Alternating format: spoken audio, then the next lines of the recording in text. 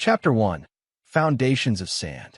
Victor Mercer could trace the exact moment his 15-year marriage began to crumble. It wasn't when he discovered the text messages, or when his wife's perfume changed, or even when she started working late every Tuesday and Thursday. No, it was much earlier, perhaps the day Laurel Mercer met Dominic Thorne, the silver-tongued new CEO of Pinnacle Industries. Victor ran his calloused hands through his salt and pepper hair as he adjusted his tie in the mirror. Tonight was their 15th anniversary, and he'd spent months planning the perfect celebration. The banquet hall at the Westlake Country Club gleamed with crystal chandeliers and tables adorned with white lilies, Laurel's favorite. A pianist played softly in the corner, the melody haunting and somehow foreboding. "Are you ready?"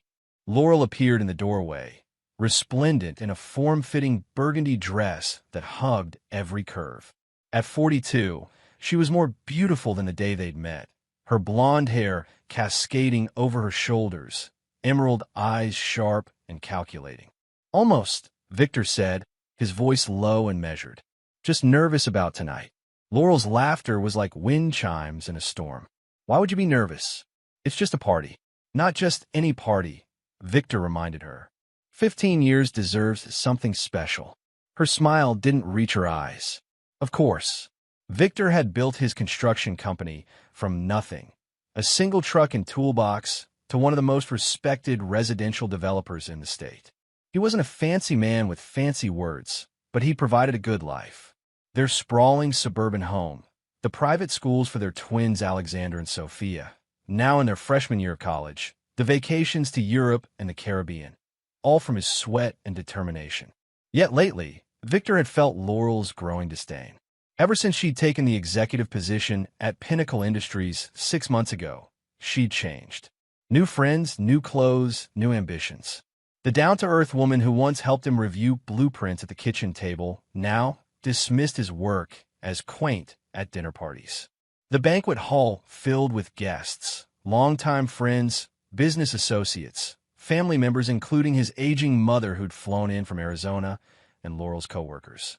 Victor noticed how Laurel's attention gravitated toward a specific table where Dominic Thorne held court, his perfect teeth flashing as he regaled his audience with what Victor assumed were tales of corporate conquest.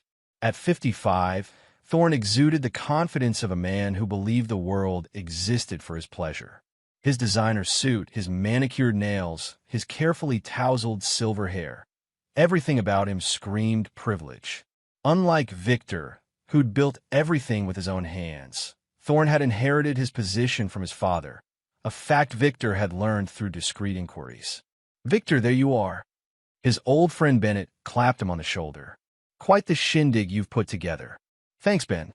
Victor smiled, genuinely pleased to see a friendly face. "How's Diane?" "Fighting with the caterers, as usual." Bennett laughed, gesturing toward his wife, who was indeed having an animated conversation with a harried-looking server.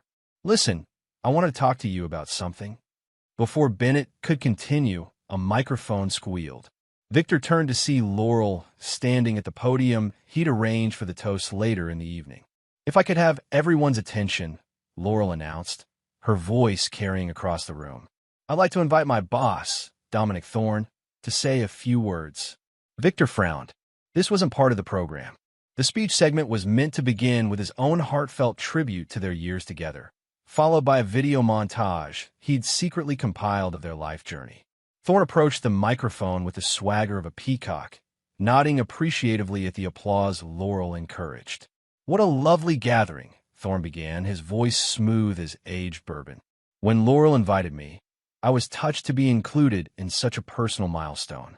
15 years is quite an achievement these days." His eyes scanned the room before landing on Victor with something akin to amusement. "Though I must say, knowing Laurel as I do now, I'm surprised she settled for construction." A ripple of uncomfortable laughter moved through the crowd. Victor tensed, his jaw clenching. Thorne continued, "In just 6 months at Pinnacle, Laurel has proven herself to be extraordinary. Executive material through and through. Someone destined for greater things than domestic contentment." Victor felt Bennett's hand on his arm, steadying him as Thorne's thinly veiled insults continued for another excruciating minute. When Thorne finally relinquished the microphone, Laurel was beaming at him with undisguised admiration. The rest of the evening passed in a blur for Victor. He mechanically went through the motions, cutting the anniversary cake, accepting congratulations, smiling for photographs. But inside, something had hardened. He observed Laurel and Thorne throughout the night. The lingering touches, the inside jokes, the way her eyes followed him around the room. At midnight, as the last guest departed, Victor found himself alone in the now-empty banquet hall. The video montage he'd created remained unplayed, the heartfelt speech undelivered. The evening that was supposed to celebrate their love had instead exposed its absence. His phone buzzed with a text from Bennett. "Call me tomorrow. There's something you need to know." As Victor drove home in silence, Laurel chattering about how absolutely brilliant Dominic had been, he realized their 15-year foundation had been built on sand, and the tide was coming in. Chapter 2. The Breaking Point. The morning after the anniversary party, Victor retreated to his home office, ostensibly to catch up on work, but primarily to avoid Laurel. The humiliation of Thorne's speech still burned like acid in his stomach. His phone rang. "Bennett. I've been waiting for your call," Victor said, his voice gruff from a sleepless night. "Sorry, man. Got caught up with a client emergency." Bennett paused. "Look, I've been debating whether to tell you this, but after last night, you deserve to know." Victor's grip tightened on the phone. "Just say it. Diane's cousin works in HR at Pinnacle. There's been talk about Laurel and Thorne. Multiple overnight business trips where they booked connecting rooms. Late meetings where no one else was invited. Office rumors about them being spotted at the Meridian Hotel across town." The Meridian, an upscale boutique hotel known for its discretion. "How long?" Victor asked, his voice eerily calm. "At least 3 months, for what Diane's cousin has pieced together." "I'm sorry, Vic. I should have told you sooner." After hanging up, Victor sat motionless, staring at his wedding photo on the desk. The pieces were fitting together now. Laurel's sudden interest in her appearance, the unexplained expenses on their credit card statements, the increasing emotional distance. His computer chimed with an email notification, a reminder to pay their twins' college tuition for the upcoming semester. Alexander and Sophia, both studying at prestigious East Coast universities, were the pride of his life. He'd worked 80-hour weeks to ensure they'd have every opportunity he never had. The door to his office swung open, and Laurel entered without knocking. "We need to talk about last night," she announced, perching on the edge of his desk in a power pose he recognized from her corporate training seminars.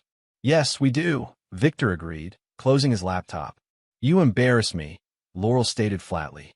"You barely spoke to Dominic, then disappeared during his important networking session.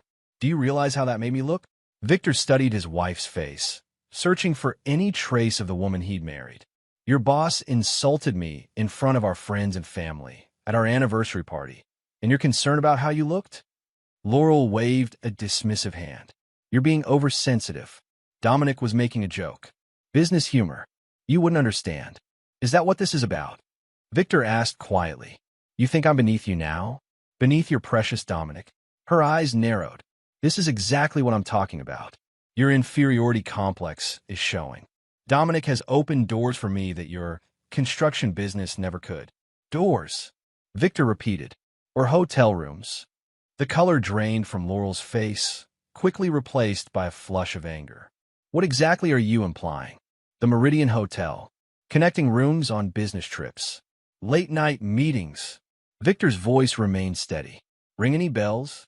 Laurel's expression shifted from shock to calculation in seconds. "Who told you that?" "Bennett. His wife is a notorious gossip spreading unfounded rumors." "Are they unfounded?" Victor pressed. Instead of answering, Laurel stood and paced the room. "This is ridiculous. I'm not dignifying these accusations with a response. Your non-answer is response enough." Victor rose from his chair, suddenly feeling every day of his 45 years. "You know what your problem is, Victor?" Laurel spun to face him. "You've never understood ambition. You've been content with your little company, your predictable life. Some of us want more. And more includes sleeping with your boss?" The slap came swiftly catching Victor across the cheek. In 15 years of marriage, through arguments and crises, Laurel had never struck him. "How dare you?" she hissed. Victor touched his cheek, feeling a strange sense of clarity wash over him. "I want you to leave." "This is my house, too," Laurel retorted. "A house my little company paid for," Victor said. "But fine, I'll go." He moved toward the door, but Laurel blocked his path. "Wait, this has gotten out of hand. Let's calm down and discuss this rationally." "There's nothing to discuss," Victor replied, attempting to step around her. Laurel gripped his arm with surprising strength. "You need to listen to me. Dominic is important, not just to me, but to us. He's invited me to join the executive retreat next month. This could mean a promotion, a significant raise. I don't care. You should." Laurel's voice rose. "And you need to apologize to him for your behavior last night." Victor stared at her in disbelief. "Apologize? To the man who humiliated me? To the man you're sleeping with? Stop saying that." Laurel's fingernails dug into his arm. "You need to apologize for embarrassing him, or we're through." "I'm serious, Victor." Victor looked at her blankly, searching her face for any sign of the woman he'd loved for nearly 2 decades.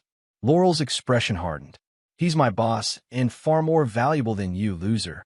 The words hung in the air between them, impossible to take back. In that moment, Victor saw with perfect clarity what he'd been denying for months. Their marriage was already over. Without a word, he gently removed her hand from his arm, walked upstairs to their bedroom, and began packing a suitcase.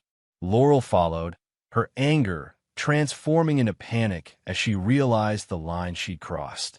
"Victor, wait. I didn't mean that. You know how I get when I'm angry." Her voice took on the cajoling tone she used when trying to manipulate him. "We can work through this. Couples therapy, maybe a vacation, just the two of us." Victor continued packing methodically.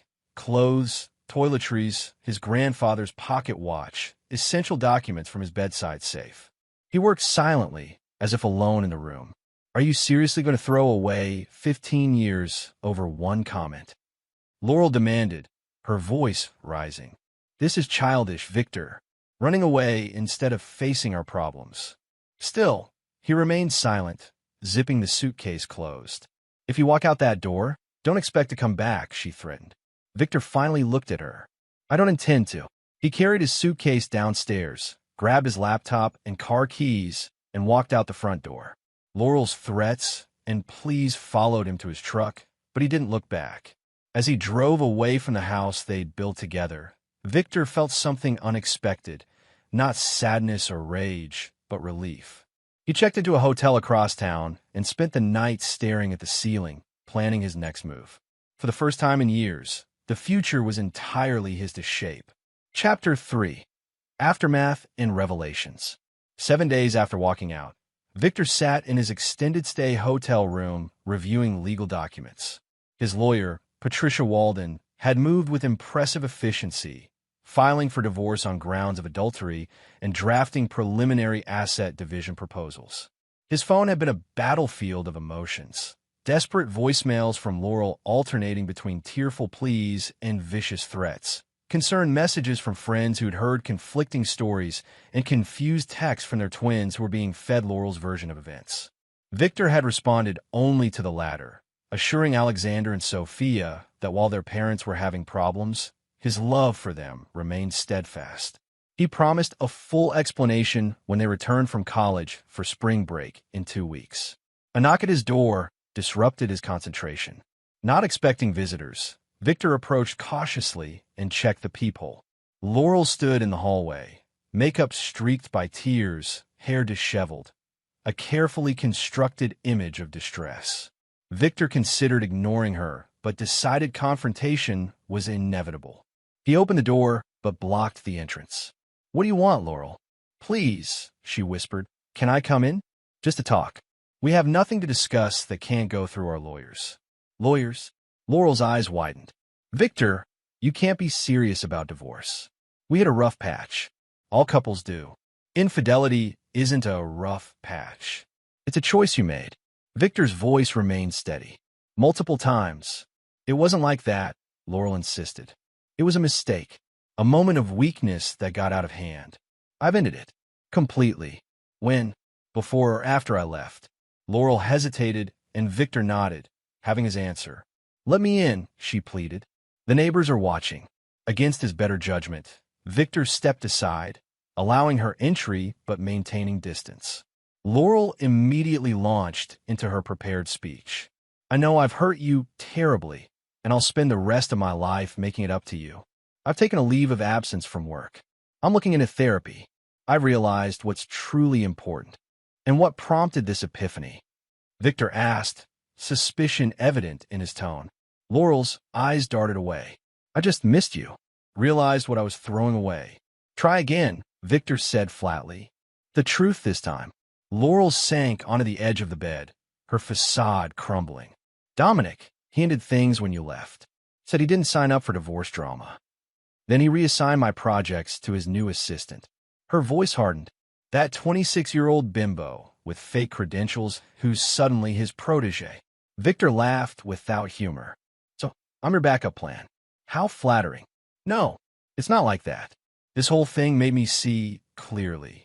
I was blinded by ambition, by Dominic's false promises, and by the apartment he was going to set you up in? Victor asked. Laurel's head snapped up. How did you know about that? Victor finished for her. I have my sources. In truth, Bennett's contact at Pinnacle had provided more information than Victor initially shared, including Thorne's pattern of setting up apartments for his special executives before eventually discarding them for newer models. It wasn't serious, Laurel backpedaled. Just talk. Just like the divorce papers were just talk. Victor retrieved an envelope from the desk and handed it to her. Consider yourself served. Laurel's hands trembled as she opened the envelope, scanning the documents with growing horror. You can't do this. The prenup expired after 10 years. I'm entitled to half of everything.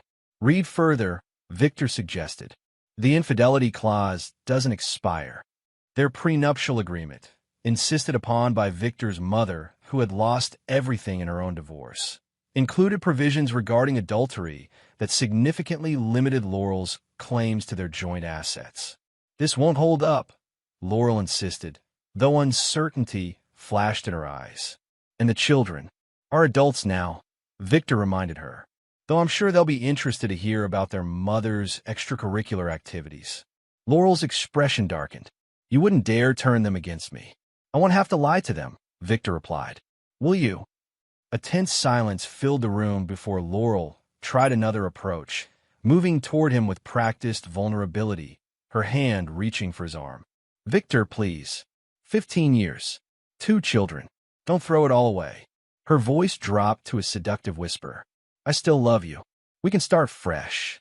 Victor gently removed her hand, reminded of how she'd used the same gesture to stop him from leaving a week ago. You don't love me, Laurel. You love security. There's a difference. Is there someone else? Laurel demanded suddenly. Is that what this is about?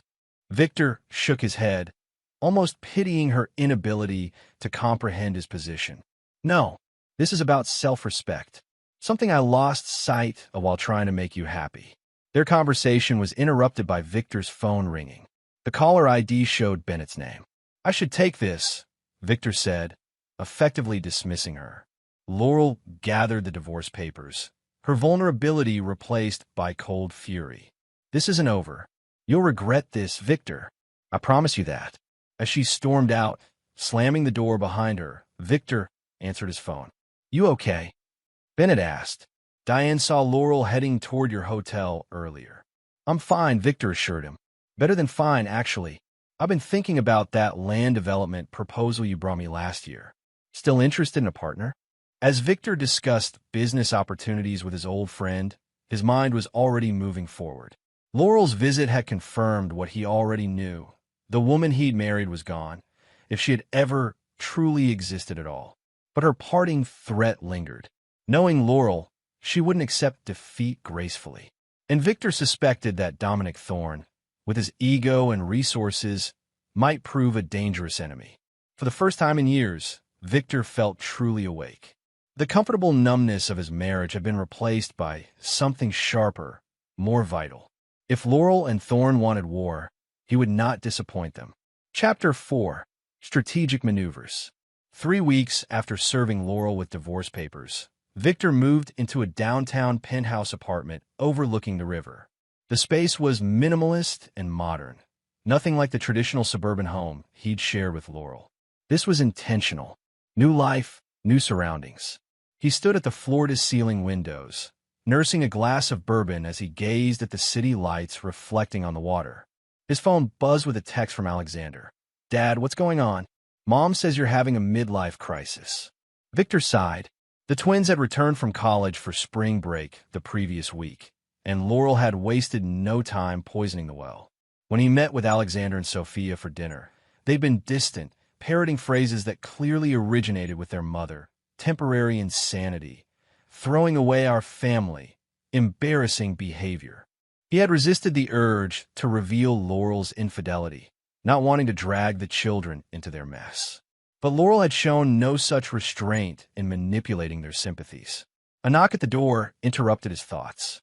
He opened it to find Patricia Walden, his divorce attorney, holding a leather portfolio. "Sorry for the late visit," she said, striding into the apartment with the confidence of someone who charged $500 an hour. "But you'll want to see this immediately." Patricia, a formidable woman in her 50s with steel-gray hair and a reputation for ruthlessness in divorce proceedings, laid out several documents on Victor's kitchen island. Laurel's attorney filed a counterproposal today. "She's going after everything. The house, your business, even your mother's inheritance." Patricia pointed to specific clauses, and she's claiming emotional abuse as grounds to invalidate the prenup. Victor's expression remained neutral. "That was expected." "There's more," Patricia continued. "She scheduled a mediation session for next Monday without consulting us, and she's requesting temporary spousal support of $15,000 monthly during proceedings." Victor raised an eyebrow. "On what grounds?" "She claims she sacrificed her career to support yours and raise your children, despite the fact that she's been employed throughout your marriage and the children are adults." Patricia's tone held professional disdain. "Standard tactics, but aggressively pursued." "And Thorne? Any mention of him?" "Not directly, but she's listed him as a character witness."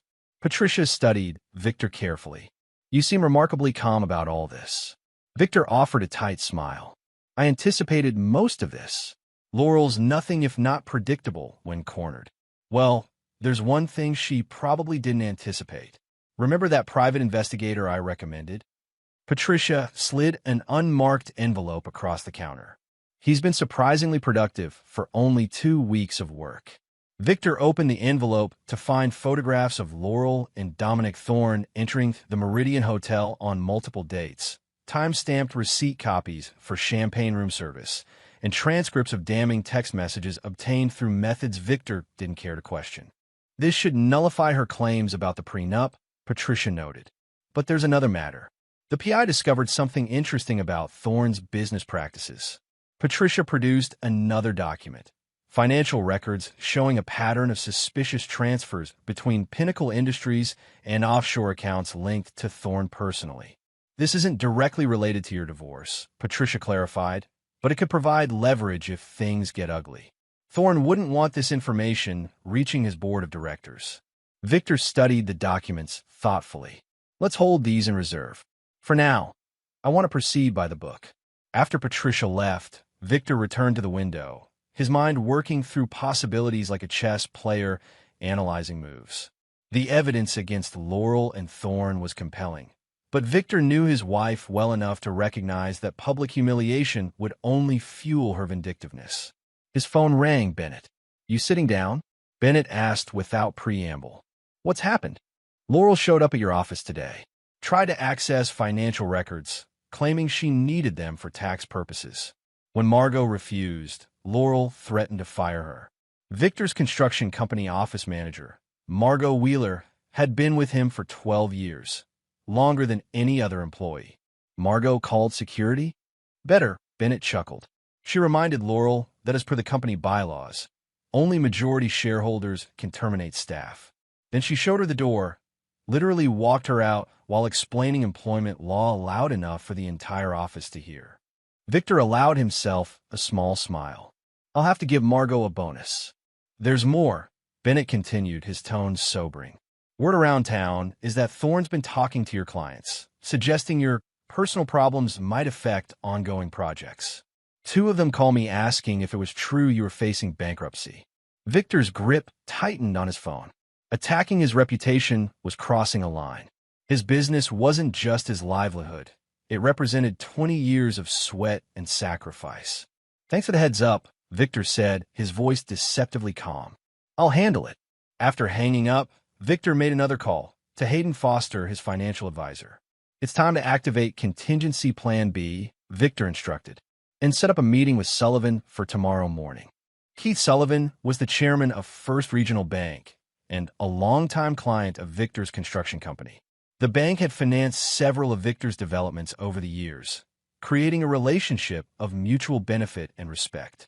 The next morning, Victor sat across from Sullivan in the banker's private office, outlining a proposal that would protect his business from Laurel's claims while simultaneously securing funding for an ambitious new project, one that would directly compete with a development Thorne had been pursuing for months. Risky timing, Sullivan noted, reviewing the business plan, with the divorce proceedings and market conditions, which is precisely why it will succeed, Victor countered. Everyone, including Thorne, will expect me to play defense. They won't see this coming. Sullivan studied Victor with newfound respect. You've changed, Mercer. Clarity will do that, Victor replied. Do we have a deal? Sullivan extended his hand. We do, but watch your back. Thorne has friends in high places. So do I, Victor said, shaking the banker's hand firmly. So do I. That evening, as Victor reviewed contracts in his new penthouse, his phone rang with an unknown number. He answered cautiously. Mr. Mercer? A young woman's voice. This is Natalie Quinn. I was Dominic Thorne's executive assistant before your wife took over my projects. Victor sat straighter. What can I do for you, Ms. Quinn? It's what I can do for you, Natalie replied. I think we have a mutual interest in seeing Dominic Thorne get what he deserves. Victor listened as Natalie outlined her story. Hired with promises of mentorship, subjected to Thorne's advances, then sidelined when she refused them, only to watch the same pattern begin with Laurel. Why come to me? Victor asked when she finished. Because you have resources I don't, Natalie answered frankly. And because I've seen what happens to people who cross Dominic alone. What exactly are you offering? Access, Natalie said simply. I still have my company credentials. And Dominic never changes his passwords. He's arrogant that way. Victor considered her proposal carefully. An inside source at Pinnacle could prove invaluable, but he needed to verify her motives. Meet me tomorrow, he finally said. Noon at Riverside Cafe. We'll discuss terms. As Victor ended the call, he received a text from Alexander. Dad, we need to talk. Sophia, and I know about Mom and her boss. Why didn't you tell us? Victor stared at the message, wondering who had revealed the truth to his children and what this meant for his carefully calculated plans. The chessboard had just become more complicated. Chapter 5, Gathering Forces. The Riverside Cafe bustled with lunch patrons, providing both crowd cover and ambient noise, perfect for discreet conversations. Victor arrived early, selecting a corner table with a view of both entrances. At precisely noon, a young woman entered. Natalie Quinn was in her late 20s, professional in a navy blazer and pencil skirt, with intelligent eyes that scanned the room methodically before spotting Victor. Mr. Mercer, she greeted, sliding into the seat across from him. Thank you for meeting me. Victor studied her. How did you know who I was? Company holiday party last December, Natalie explained. You came to pick up your wife. Dominic made a point of commenting on your, how did he put it? Quaint blue-collar success story. Victor nodded, remembering the event. Before we continue, I need to understand your motivation, Ms. Quinn. Revenge can be satisfying, but it's rarely profitable on its own. Natalie's polite smile cooled. Direct. I appreciate that. She placed her phone on the table, showing a recording app. Do you mind? For mutual protection. Victor gestured his consent, and she pressed record. 6 months ago, I filed a sexual harassment complaint against Dominic Thorne with Pinnacle's HR department. Natalie began. 2 weeks later, I was transferred to the data processing division, effectively demoted. The HR director, Martin Wells, explained that it was a lateral move while my complaints were investigated. Let me guess, Victor interjected. The investigation found no evidence of wrongdoing. Precisely, Natalie confirmed. What they didn't know was that I kept records, texts, emails, voice recordings. But when I tried to escalate to the board of directors, Martin informed me that my employment contract included a binding arbitration clause. Convenient for Thorne, Victor observed. It gets worse. Last month, I received notice that my position was being eliminated due to departmental restructuring. My termination package included a non-disclosure agreement that would prevent me from discussing any aspect of my employment or termination. Which you didn't sign. I requested time to review it with my attorney, Natalie clarified. That window closes next week. Once I sign, I'm legally silenced. If I don't sign, I'll lose my severance and health insurance. Victor leaned back, processing this information. So you're not just seeking revenge. You want justice and compensation. Is that so unreasonable? Natalie challenged. Not at all, Victor assured her. I just needed to understand your full motivation. A server approached, and they paused to order drinks. Once alone again, Victor continued. What exactly do you have access to at Pinnacle? Natalie pulled out a tablet. Dominic uses the same password for everything. His first Porsche's license plate number. I still have remote access to his calendar, emails, and the executive project management system. I can also access the secure document server where board presentations are stored. She navigated through several screens, showing Victor examples of the information she could retrieve.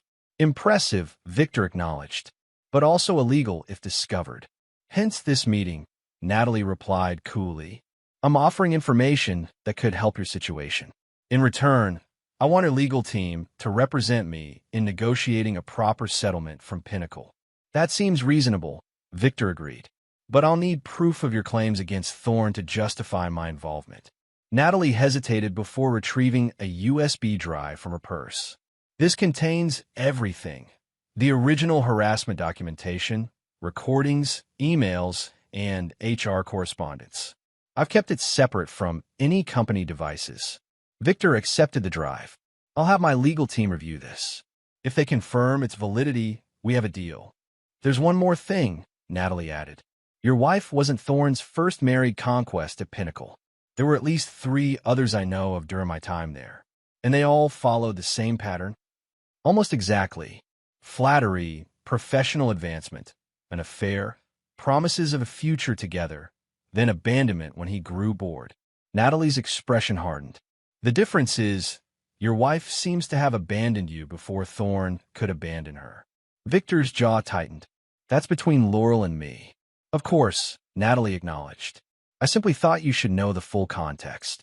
Their conversation was interrupted by Victor's phone vibrating with a text from Sophia. Meeting you at your office at 3. Alex coming too. Need to talk face to face. After finalizing arrangements with Natalie, Victor headed to his construction company headquarters. He found the twins waiting in his office. Alexander, tall and serious like his father, and Sophia, sharp-eyed and analytical. Dad, Sophia began without preamble. Why didn't you tell us about Mom's affair? Victor closed the office door. I didn't want to put you in the middle of our problems. But Mom had no problem doing exactly that, Alexander pointed out bitterly. She's been telling us you had some kind of breakdown, that you abandoned her without explanation. How did you discover the truth? Victor asked. The twins exchanged glances before Sophia answered. Aunt Diane. She couldn't stand watching Mom lie to us anymore. Bennett's wife had always been fond of the twins, treating them like the children she and Bennett couldn't have. We confronted Mom, Alexander continued. She denied it at first, then tried to justify it, saying you had been emotionally distant for years. Then we found the texts, Sophia added, her expression grim. She left her phone unlocked during her shower. The messages from Thorne were explicit. Victor sighed heavily. I'm sorry you had to learn about it that way. Why are you apologizing? Alexander demanded. She's the one who cheated, lied, and then tried to make us think you were the villain. Because no parent wants their children to lose respect for the other parent, Victor explained gently. Despite everything, she's still your mother. Sophia's eyes filled with tears. She's threatening to contest our trust funds, Dad. Says she needs the money for survival during the divorce. Victor felt a surge of protective anger. The trust funds had been established with his mother's inheritance money, specifically designated for the twins' education and future security. She can't touch those, Victor assured them. They were set up as irrevocable trusts precisely to prevent this kind of situation. That's what we thought, Alexander said. But she's been acting so desperate, unpredictable. Leave Laurel to me and the lawyers, Victor told them firmly. You two focus on school. That's your only responsibility right now. After reassuring the twins and sending them back to their mother's house to collect their belongings before returning to college, Victor received a call from Patricia Walden. I've reviewed Ms. Quinn's evidence, Patricia reported. It's substantial and credible. Multiple documented instances of harassment, clear retaliation patterns. The recordings alone would give Pinnacle's legal team nightmares. And Laurel? Is she mentioned? Not directly in the harassment materials, Patricia answered. But there are calendar entries showing regular private meetings with your wife, often scheduled at the Meridian. Corroborates our existing evidence. Victor made his decision. Bring Ms. Quinn onto the legal team as a consultant. Standard confidentiality agreements, generous compensation. And Patricia, move up our timeline. I want to present our full divorce proposal at Monday's mediation. That's aggressive, Patricia noted. Laurel's team will be unprepared. Exactly, Victor confirmed. It's time to change the game. That evening, Victor met with Bennett at his penthouse to discuss the next phase of their business partnership, the strategic land acquisition that would position them to compete directly with Thorne's planned development. The parcels outlined in red are already secured, Bennett explained, indicating areas on a large map spread across Victor's dining table. The yellow section is the critical connection. Without it, the project loses viability. Who owns the yellow parcel? Victor asked. That's the interesting part, Bennett grinned. Officially, a holding company called Westside Ventures. But dig deeper, and it's controlled by none other than Martin Wells. Thorne's HR director? Victor raised an eyebrow. The one who buried Natalie Quinn's harassment claims? Bennett nodded. Appears our friend Thorne rewarded Wells with a silent partnership in this side venture. They purchased the land 5 years ago for pennies on the dollar when the original developer went bankrupt. Victor studied the map thoughtfully. What's Wells' asking price? He doesn't know we're interested yet, Bennett explained. But preliminary inquiries through intermediaries suggest they value it at around $5 million. Offer $7 million, Victor instructed. Cash, quick closing, no contingencies. But through shell companies. Wells can't know we're the buyers until after closing. Bennett whistled low. That's $2 million over asking. You sure about this? It's not just about the land, Victor explained. It's about timing and positioning. Once we control that parcel, Thorne's development becomes unfeasible without our cooperation. As Bennett departed with their new strategy in motion, Victor received a text from an unknown number. Thorne canceled all meetings tomorrow. Taking your wife to his lake house for the weekend. Thought you should know. NQ. Victor smiled grimly. Perfect timing. With Laurel and Thorne away, certain other pieces could be moved into position undisturbed. He made one final call for the evening, to Keith Sullivan at First Regional Bank. Sullivan, the banker, answered gruffly. It's Victor. I need to accelerate the financing on our discussed project, and I need it done quietly. How quietly? No electronic documentation until Monday, Victor specified. Paper only, in-person signatures. Sullivan's interest was clearly piqued. That's unusual, even for you, Mercer. There's a significant opportunity emerging, Victor explained vaguely. Time sensitive. My office, 7 a.m. tomorrow, Sullivan agreed. Bring coffee. As Victor ended the call, he gazed out at the city lights, feeling the pieces of his strategy aligning. Laurel and Thorne believed they held the advantage, that Victor was merely reacting to their moves, playing defense while they controlled the game. They would learn otherwise. Very soon. Chapter 6. The board is set. Monday morning arrived crisp and clear. Victor adjusted his tie in the mirror of the downtown mediation center's restroom. his expression betraying nothing of the calculated anticipation he felt inside. The weekend had been productive. While Laurel and Thorne enjoyed their romantic getaway at his lake house, documented discreetly by Patricia's private investigator, Victor had finalized the land purchase through Bennett, secured financing from Sullivan's bank, and integrated Natalie Quinn's evidence into his divorce strategy. A text from Patricia confirmed she was waiting in the mediation room with their complete proposal. Laurel and her attorney, Gerald Hoffman, a divorce lawyer known for aggressive tactics and media manipulation, had arrived minutes earlier. Victor entered the mediation room to find Laurel dressed in conservative navy blue, her expression a careful mask of wounded dignity. Hoffman, a sharp-featured man in an expensive suit, was arranging documents with theatrical precision. Victor, Laurel acknowledged, her voice soft and vulnerable, a stark contrast to her vicious words the day he'd left. "You're looking well." Victor nodded politely, but addressed the mediator rather than his wife. "Thank you for accommodating this session on short notice, Ms. Rivera." Elena Rivera, a respected family court mediator with 20 years of experience, gestured for everyone to be seated. "Before we begin, I want to clarify that my role is to facilitate communication and help identify possible solutions, not to impose decisions. Are we all clear on that?" After receiving affirmative responses, Rivera continued, "Mrs. Mercer's attorney requested this mediation, so I'll allow him to present first." Hoffman launched into a well-rehearsed presentation, portraying Laurel as a devoted wife blindsided by Victor's inexplicable abandonment. He outlined demands that included the family home, 60% of all marital assets, substantial monthly support, and partial ownership of Victor's construction company. Additionally, Hoffman concluded, "We request that Mr. Mercer cease his campaign of defamation against Mrs. Mercer in the business community, which has caused her significant professional embarrassment." Victor maintained a neutral expression throughout, making occasional notes, but offering no reaction to the increasingly outrageous claims. When Hoffman finished, Rivera turned to Patricia. "Ms. Walden, your response?" Patricia smiled pleasantly. "Rather than responding point by point to Mr. Hoffman's creative narrative, we've prepared a comprehensive settlement proposal." She distributed bound presentation folders to everyone present. "You'll find our offer is both fair and final."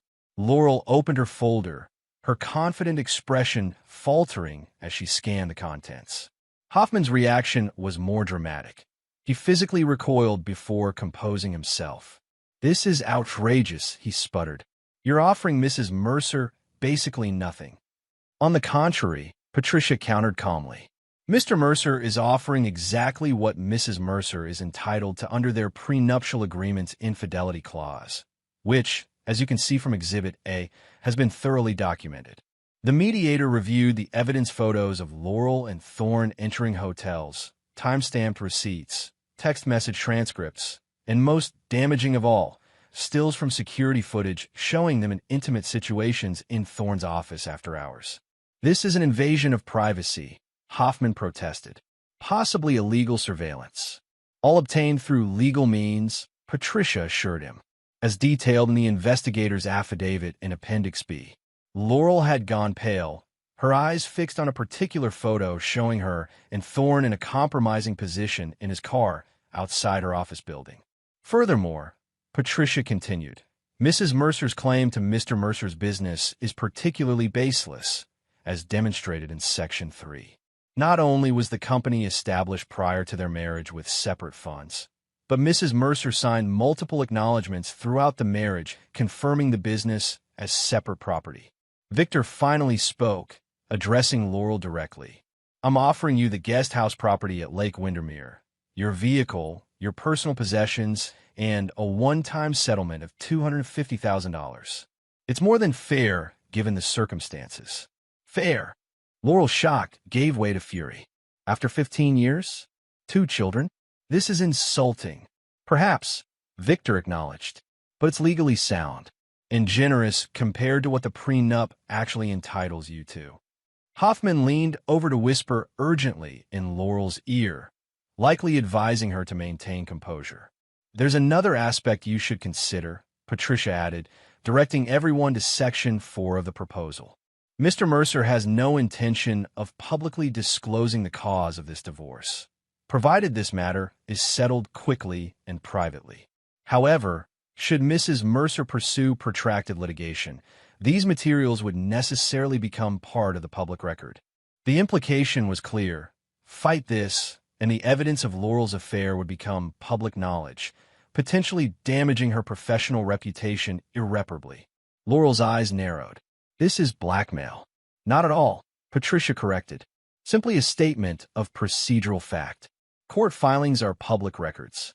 The mediator, maintaining professional neutrality despite the obvious tension, suggested a brief recess to allow Laurel and her attorney to review the proposal privately. Once Laurel and Hoffman left the room, Rivera gave Victor and Patricia a measured look. That was quite the shock and awe approach. Sometimes clarity is kindest, Patricia replied smoothly. Prolonging inevitable outcomes only increases legal fees and emotional damage. When Laurel and Hoffman returned 30 minutes later, the change in atmosphere was palpable. Hoffman's aggressive confidence had been replaced by a resignation that suggested he'd failed to convince Laurel to reject the offer outright. We need time to properly evaluate this proposal, Hoffman stated formally. We request a 1-week adjournment. That's reasonable, Victor agreed, surprising Laurel. But with one condition. During this week, there will be no withdrawal of funds from joint accounts, no removal of property from the family home, and no further defamatory statements about me to our children or business associates. Laurel flushed. I haven't. We accept those terms, Hoffman interrupted, clearly trying to prevent his client from saying something damaging. As the session concluded, Laurel approached Victor while the attorneys spoke with the mediator. You've changed, she observed, searching his face. The Victor the first knew would never have been this calculating. The Victor you knew trusted you, he replied simply. Perhaps you never really knew me at all. Laurel's expression hardened. Don't think this is over. Dominic has resources you can't imagine. He won't take this lying down. I'm counting on that, Victor said with a slight smile. Give him my regards. Outside the mediation center, Bennett was waiting by Victor's car with barely contained excitement. It's done, Bennett announced as Victor approached. Wells signed the papers this morning. We now control the yellow parcel. Thorne's project is effectively blocked. Victor nodded in satisfaction. And Sullivan's financing? Secured and funded. The new LLC is officially operational. Excellent. Victor checked his watch. What time is the Pinnacle board meeting? 2 o'clock, Bennett confirmed. According to our source, Thorne's presenting his development project as the centerpiece. Perfect timing, Victor noted. Is everything prepared for Phase 3? Bennett patted his briefcase. All ready for your review. As they drove toward Victor's office, Patricia called with an update. Hoffman just contacted me, she reported. They want to meet again tomorrow instead of waiting a week. I think Laurel's realizing her position is weaker than she thought. Schedule it for 4 p.m., Victor instructed. That gives us time to execute the remaining steps. There's something else, Patricia added. Natalie Quinn received termination papers from Pinnacle this morning, effective immediately with no severance. They're claiming breach of confidentiality clauses. Victor frowned. Thorne's moving faster than expected. Have Quinn meet us at the office in an hour. We need to adjust our timeline. The chess match had accelerated. Laurel and Thorne were finally beginning to realize they weren't facing the predictable, accommodating Victor of old.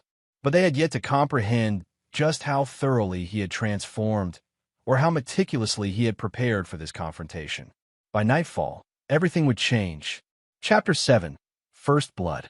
At precisely 1:45 p.m., Natalie Quinn entered the Pinnacle Industries headquarters for the first time since her demotion months earlier. Dressed impeccably in a charcoal suit, visitor badge prominently displayed, she maintained a confident stride past security and into the executive elevator bank.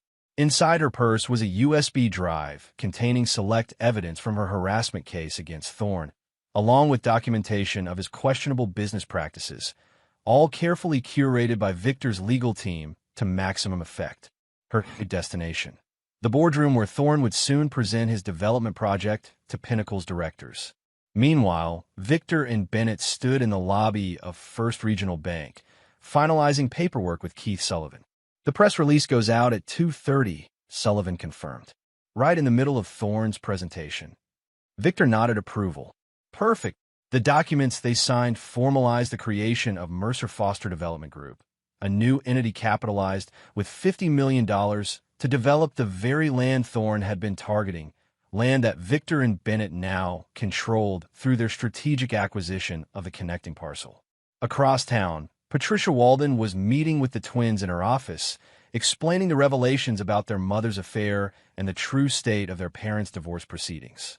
Your father wanted to protect you from this, Patricia explained gently. But given your mother's attempts to involve you, he felt you deserved the unvarnished truth. Alexander and Sophia reviewed the evidence solemnly, their expressions shifting from disbelief to hurt to anger. Dad said he wouldn't contest us staying with Mom when we visit, Alexander noted. Even after all this, your father loves you both unconditionally, Patricia affirmed. That hasn't changed and won't change, regardless of what happens between him and your mother. Sophia wiped away tears. What should we do now? That's entirely your decision, Patricia counseled. Your father only asks that you make choices based on complete information rather than one-sided narratives. Back at Pinnacle Industries, the board meeting commenced with Dominic Thorne at the head of the table, exuding his characteristic confidence as he outlined his vision for Pinnacle Plaza, a mixed-use development project he claimed would transform the city's western corridor. The beauty of this opportunity, Thorne explained, gesturing at architectural renderings, is our early acquisition of the key properties. While competitors were focusing elsewhere, we quietly secured the essential parcels through strategic partnerships. Board members nodded appreciatively, until the boardroom door opened and Martin Wells, the HR director, entered ashen-faced, clutching his phone. Excuse me, Mr. Thorne, Wells interrupted urgently. There's an emergency situation requiring immediate attention. Thorne's irritation at the interruption was evident. Can it wait? I'm in the middle of a presentation. It's regarding the West Side project, Wells insisted. There's been a development. Thorne stepped away from the table, huddling with Wells in the corner as the board chairman, Harold Vance, checked his buzzing phone. Dominic, Vance called out, frowning at his screen. Why am I receiving press notifications about a new development project on our targeted land? Something called Mercer Foster Development Group.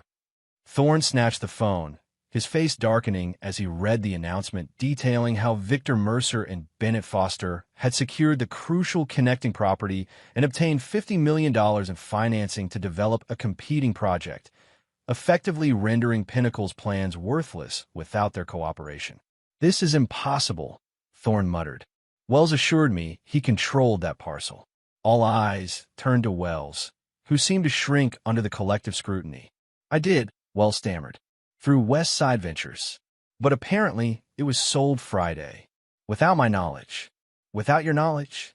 Thorne repeated incredulously. You're the primary owner. I'm a minority partner, Wells corrected, avoiding eye contact. The majority stakeholder made the decision. And who might that be? Vance demanded. Before Wells could answer, another interruption occurred. Natalie Quinn entered the boardroom, followed by Pinnacle's corporate counsel, Susan Chun. Mr. Vance, Chun addressed the chairman directly, ignoring Thorne. Ms. Quinn has brought certain materials to my attention that the board needs to review immediately. This is outrageous, Thorne protested. Quinn was terminated for cause this morning. She has no business being here.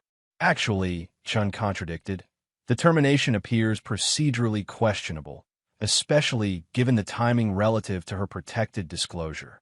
Protected disclosure? Vance echoed, confusion evident. Chun distributed tablets to each board member.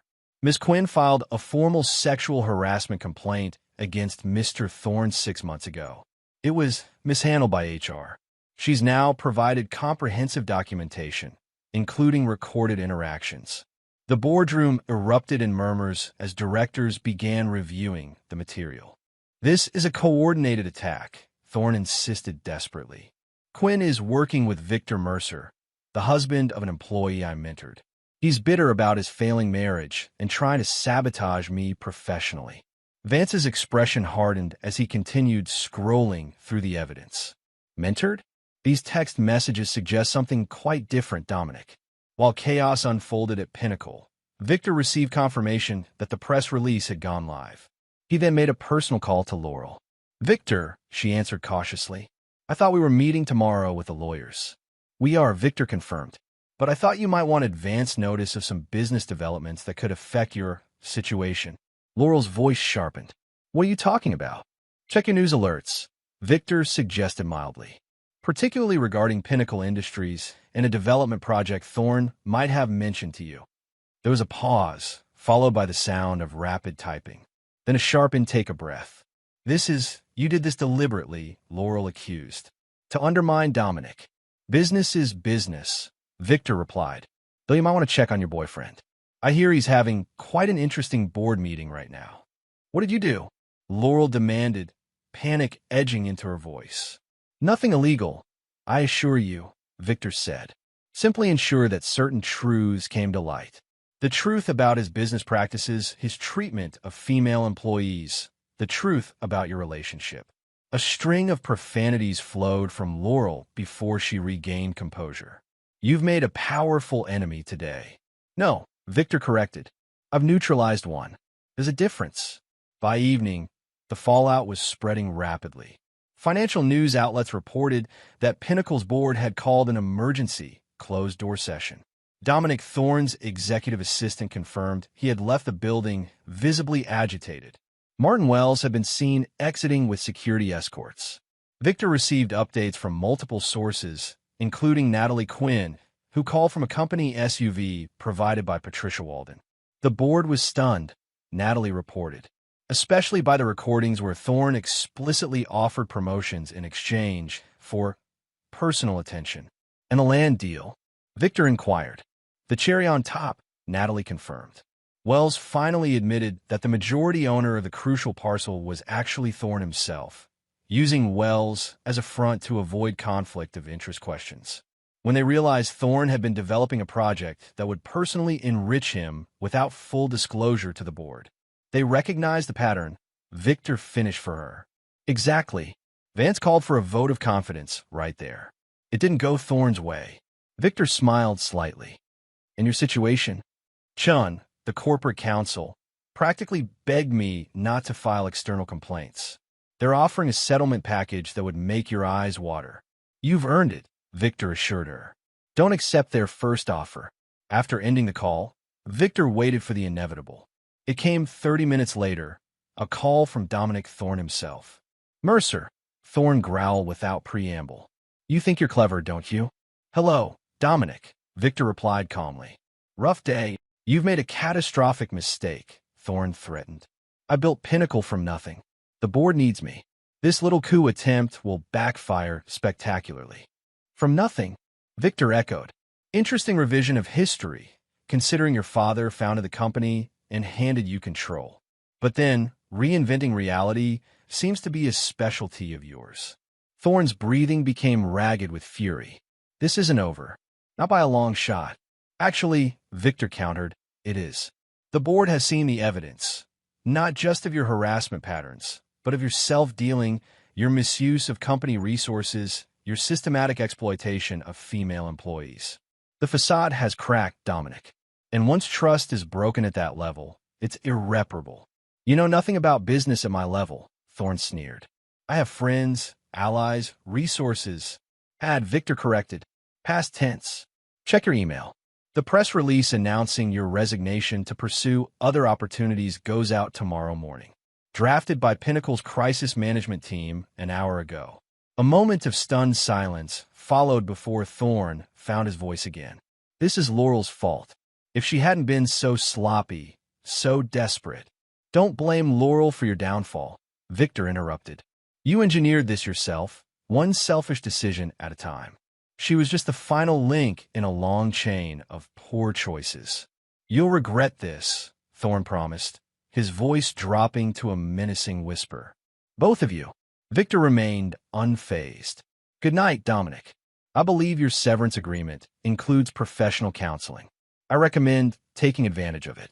After ending the call, Victor gazed out at the city lights from his penthouse window. Phase 1 of his plan had concluded more successfully than anticipated. Thorne had been neutralized professionally, his reputation critically damaged. The land acquisition had secured Victor and Bennett's position in the market, while simultaneously undermining Pinnacle's expansion plans. Tomorrow would bring the second mediation session with Laurel, who would now be facing the prospect of divorce without Thorne's financial and emotional support, her leverage significantly diminished. Yet Victor felt no triumph, only a cold satisfaction that justice was unfolding according to plan. The husband who had left their house a week after the anniversary party, confused, hurt, reactive, was gone. In his place stood a man who had discovered his own capacity for strategic ruthlessness. And he wasn't finished yet. Not even close. Chapter 8. Exposures and Ultimatums. The following day's mediation session had been relocated to Patricia Walden's office at Victor's request, a subtle power play that placed Laurel and her attorney on unfamiliar ground. Victor arrived early, reviewing final adjustments to their settlement proposal with Patricia.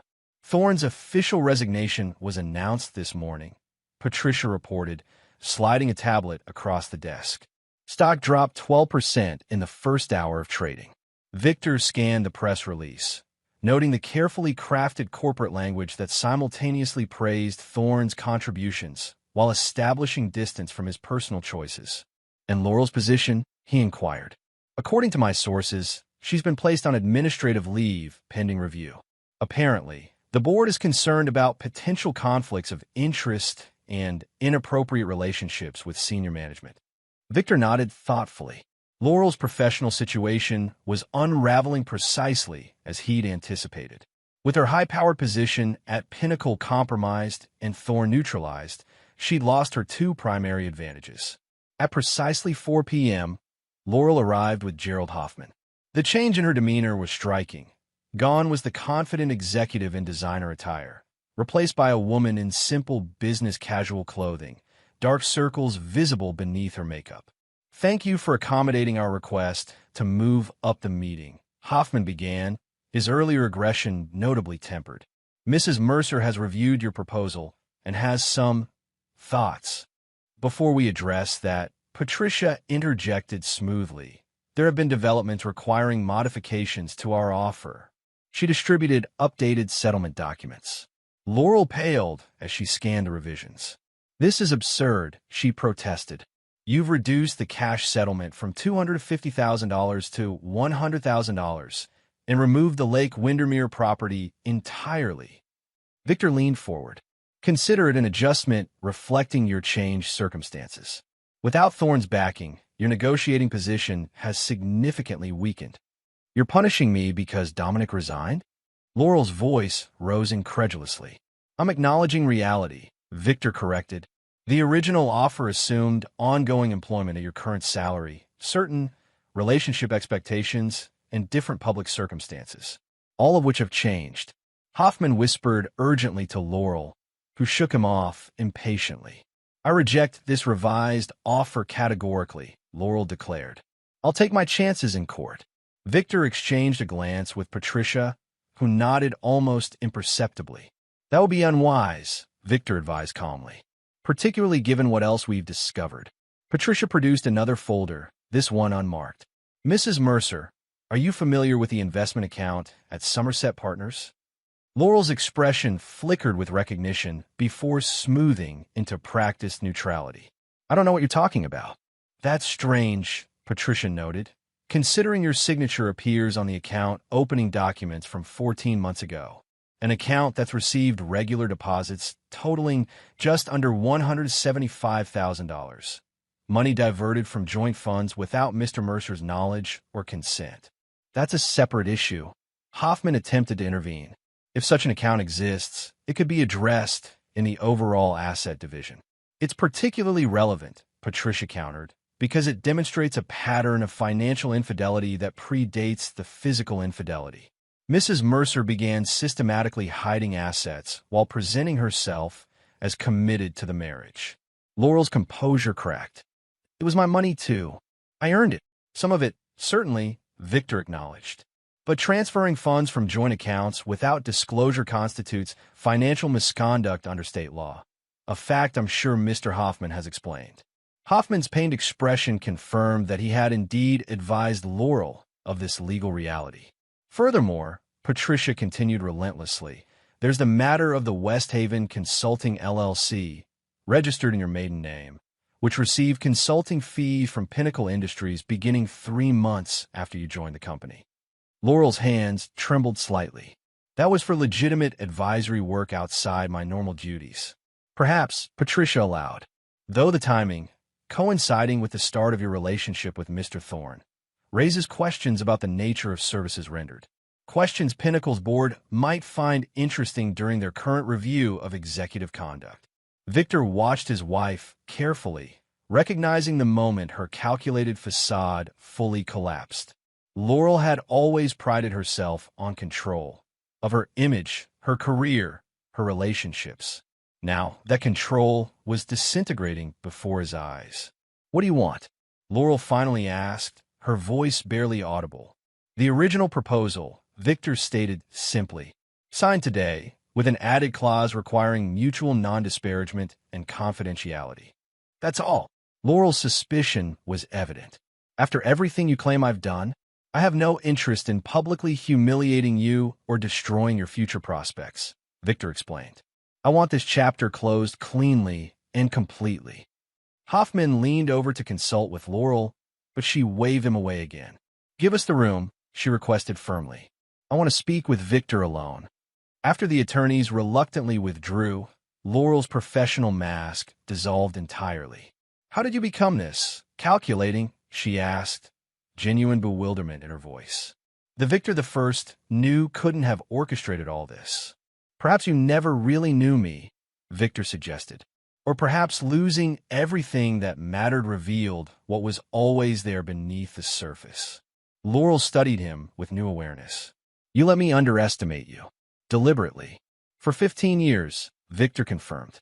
I mistook your ambition for passion, your manipulation for intelligence. I worked 80-hour weeks building something for us while you built escape routes. It wasn't all a lie, Laurel insisted, a hint of desperation creeping into her voice. The early years before the twins were born. We were happy then, weren't we? Victor considered this. Perhaps. Or perhaps we were playing roles we thought we should play. The ambitious young couple building their dream life. And now you've destroyed everything I've built, Laurel observed bitterly. My career, my reputation, my future with Dominic. You destroyed those things yourself, Victor corrected. I simply ensured there were consequences. Laurel's eyes narrowed. There's something you're not telling me. This vengeance seems disproportionate, even for infidelity. Victor remained silent, his expression impassive. Unless, Laurel's eyes widened with sudden realization. You knew, before the anniversary party, before I said those terrible things. You already knew about Dominic and me. Bennett tried to tell me the night of the party, Victor confirmed, when you interrupted us to have Thorne give his speech. But then why wait? Why let me humiliate you publicly before leaving? I needed to see how far you'd go, Victor explained quietly. Whether there was anything left worth salvaging. When you called me a loser and declared Thorne more valuable than your husband of 15 years, you answered that question definitively. Tears welled in Laurel's eyes, whether from genuine remorse or self-pity. Victor couldn't tell and no longer cared. What will you tell the children? She asked. The truth, if they ask. They deserve that much. They'll hate me. That's between you and them, Victor replied. I won't encourage it, but I won't lie to protect your image either. Laurel wiped her eyes, visibly gathering her remaining dignity. I'll sign your agreement, but I want one thing in return. You're not in a position to negotiate, Victor reminded her. Just one thing, Laurel insisted. Tell me when you became this, ruthless. The man I married would have forgiven me, tried to save our marriage, gone to counseling. Anything but this calculated destruction. Victor considered her request. I became this way the moment I realized that 15 years of loyalty meant nothing to you. That everything I'd built could be dismissed with a single cruel sentence. But the capacity was always there, dormant until you awakened it. And now, Laurel pressed, once this divorce is final, will you go back to being the old Victor? There is no old Victor anymore, he answered truthfully. He died the night of our anniversary party. Laurel nodded slowly, acceptance finally settling in her eyes. I'll sign the papers. When the attorneys returned, they found Victor and Laurel sitting in silence. The invisible bonds of their marriage already severed long before the legal documents would confirm it. As Laurel signed each page of the agreement, Victor felt no triumph, only a cold certainty that justice had been served. The woman signing away her claims to the life they'd built together was a stranger to him now, someone he'd once loved but no longer recognized. Later that evening, as Victor sat alone in his penthouse, he received a text from Sophia. Just heard about Mom's job situation. Are you behind that too? Victor responded truthfully. I ensured the truth came to light.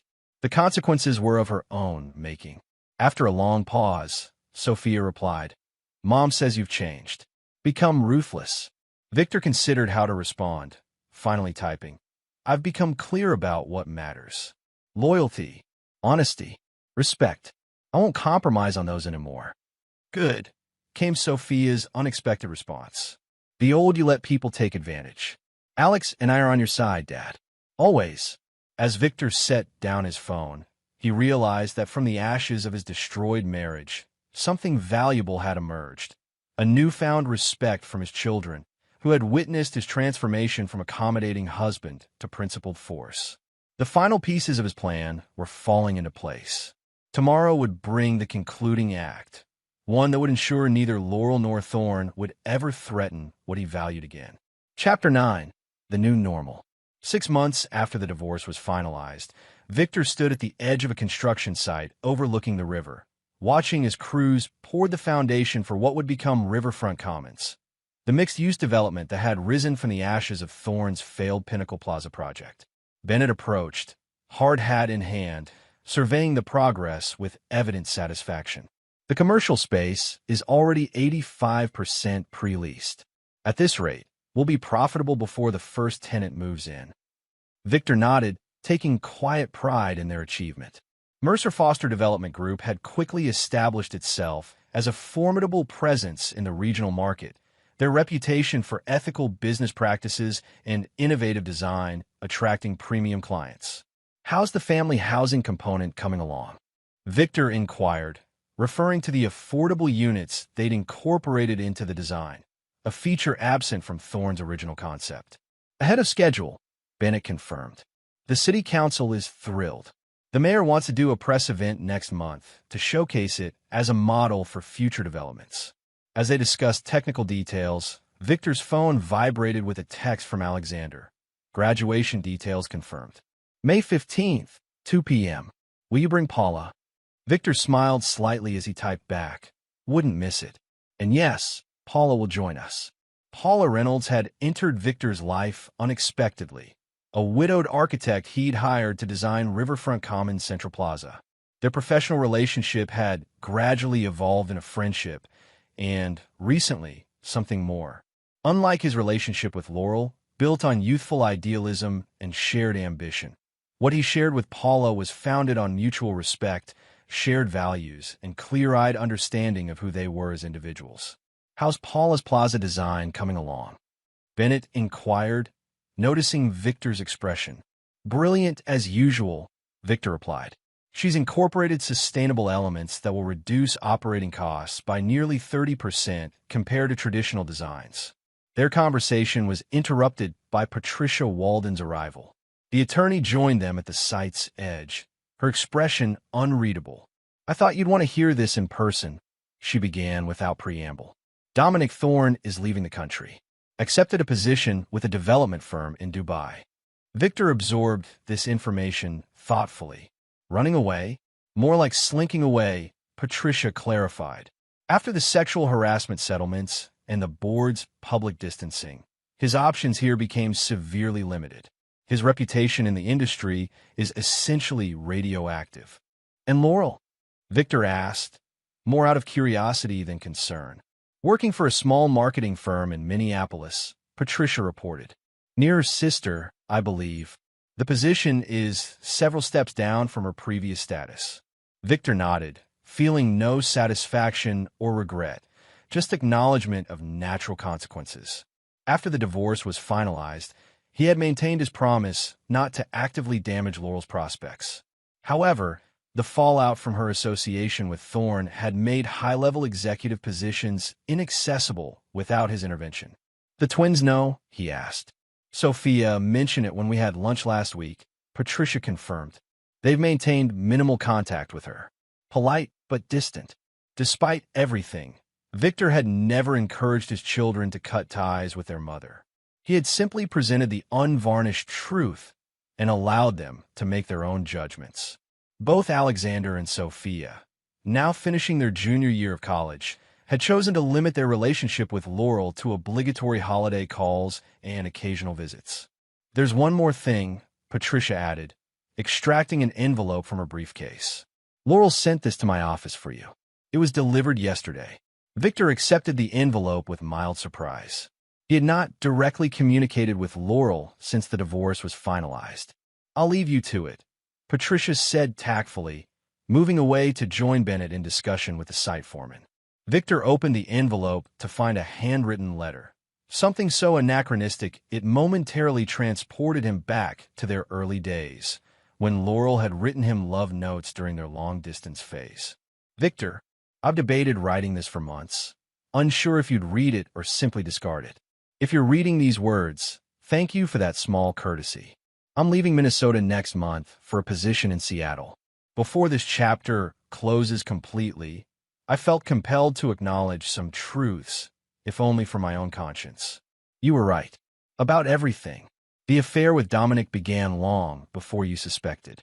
The separate accounts were my exit strategy.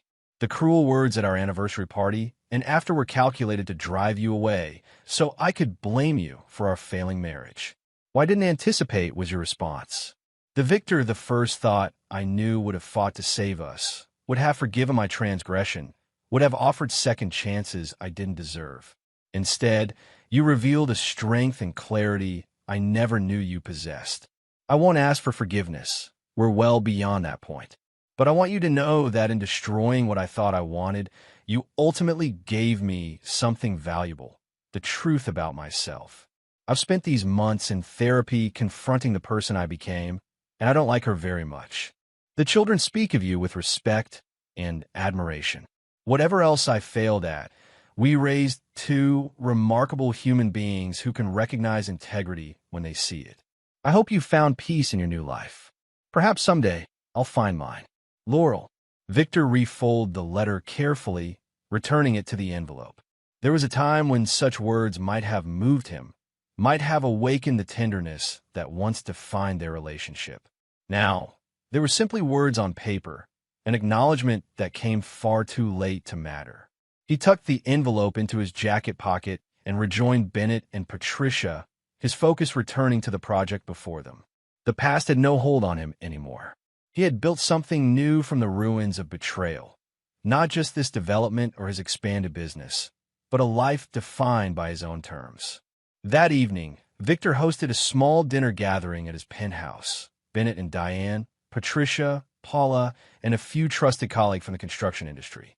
As conversation flowed around his dining table, Victor found himself observing the scene with quiet satisfaction. These people had proven their loyalty during his darkest moments. They had stood by him when Laurel and Thorne attempted to destroy his reputation and business. They had earned his trust through actions rather than empty words. You're unusually contemplative tonight, Paula noted softly, taking the seat beside him as others moved to the living room for coffee. Just appreciating the present, Victor replied truthfully. Paula studied him with the architect's eye for detail that made her so exceptional professionally. Thinking about the letter, Victor had mentioned it briefly before dinner. Not really. It belongs to a closed chapter. You never told me something, Paula said after a moment. When you discovered your wife's betrayal, and implemented your response. Did you ever consider forgiveness instead? Victor considered the question carefully. No, he answered finally. Not because I couldn't forgive a mistake or momentary weakness, but because what Laurel did wasn't a mistake. It was a calculated series of choices that revealed her true character. And you don't believe people can change? Paula pressed gently. They can't, Victor acknowledged. But change doesn't erase consequences. Laurel chose her path knowing the risks. She gambled and lost. I simply ensured the consequences matched the betrayal. Paula nodded thoughtfully. That's what I admire about you, Victor. Your clarity. You don't confuse forgiveness with weakness or consequences with cruelty. Later, after the guests had departed and Paula had returned to her own apartment, their relationship progressing deliberately rather than rushed, Victor stood at his window overlooking the city lights. In reflection, he recognized that the anniversary party that had shattered his marriage had also liberated him from a relationship built on shifting sand. The man who had packed his bags and walked away that day had been wounded, but not broken.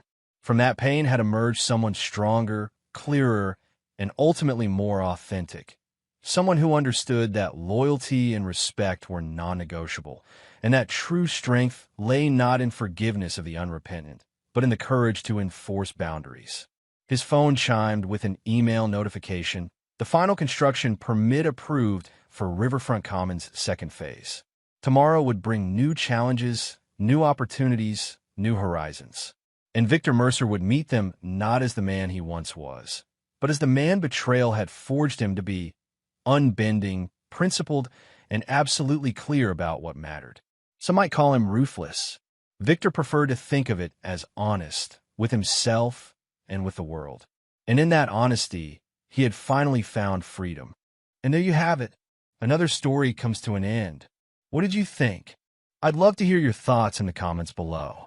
If you enjoy this story, consider joining our community by subscribing. It means the world to us. For more stories like this one, check out the recommended videos on screen. And I'll see you there.